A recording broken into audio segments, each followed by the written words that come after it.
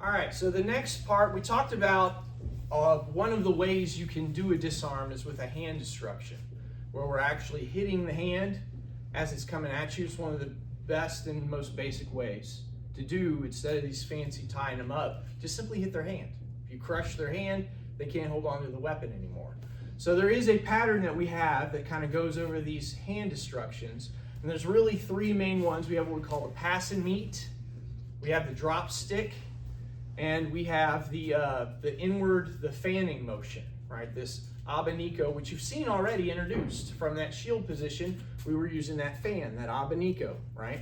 So for a high pass and meet or a low pass and meet, if it's coming on an angle 3 or an angle 4, high or low, I can pass the stick with my live hand while I lean back and the front hand hits that, attacks their actual arm and hand. Boom, right? That's the pass and meet. Your arms are just crisscrossing this way. And then I can come back with a outward 4 that way, right? So I can crush his hand and then hit him with an angle 4, right?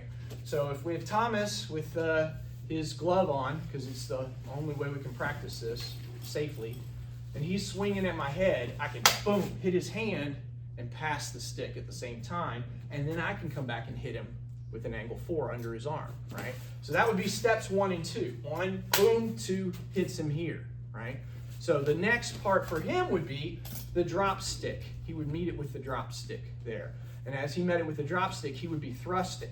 So after my hit here, my next move for me is going to be when he thrusts. He's going to thrust in.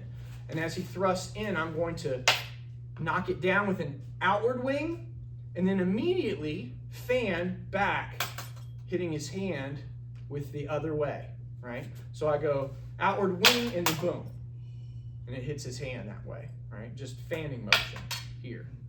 At which point I would pull it back and we just switch places. Now I would come in high and that would give him the opportunity to do the pass and meet, right? So if you did the pass and meet slowly, your other hand's got to pass it.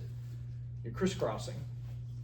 Boom, yes. Then he's hitting me in the side and that's the drop stick on his hand.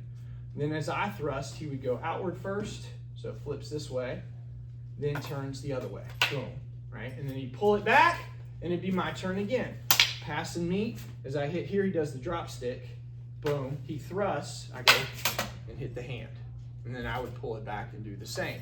So you have to have a way to protect your hands on this, hockey gloves or something. So that's not one we're going to go through the whole thing, but we will be seeing this pass and meet, the drop stick, and this fanning motion with this next set of patterns that we're doing.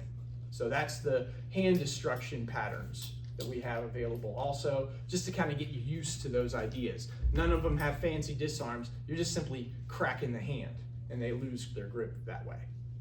So there's that.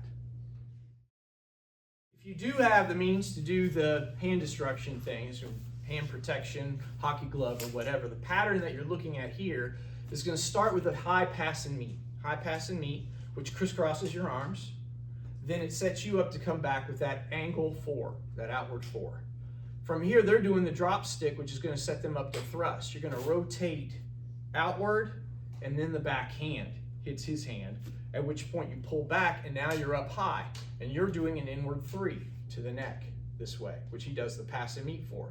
He comes back trying to hit you under the arm. We're going to drop stick onto his hand, and then from here, we thrust. And then you're right back to where you started. Pass and meet, outward angle 4, fan in, then out, pull it back, coming in high horizontally with that inward 3, and then the drop stick down, and then the thrust, right? So that's the 6 counts for the hand destruction if you wanted to practice that pattern.